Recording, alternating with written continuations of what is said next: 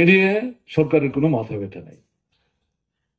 বেকার নিয়োগ দেন, অল্প কিছুতে নিয়োগ করছে ঘুষের বিনিময়ে।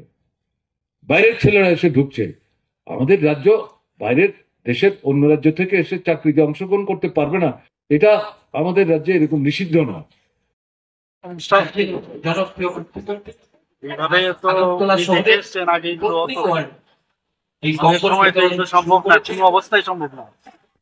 অন্তত পক্ষে যেখানে আমাদের গার্জিয়ান যশস্বী প্রধানমন্ত্রী নরেন্দ্র মোদী আছেন, এখানে এই ধরনের চিন্তা ভাবনা কোনো অবস্থায় সম্ভব, এবং এটা হয় না। এগুলো বিভ্রান্তি এখন নিজে ছড়াচ্ছেন, আমি জানি না কখন এই কথাটা বলেছেন।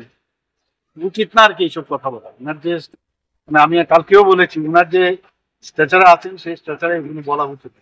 তাদের আমলে আর এখন আমলের তফাৎটা যদি তফাৎটা তো বললাম আগে, তো মানে যদি প্রফেশনে যেত তখনই চাকরি পেত, তাও 1 দশক 2 দশক 3 দশক হলে তবে সম্ভব।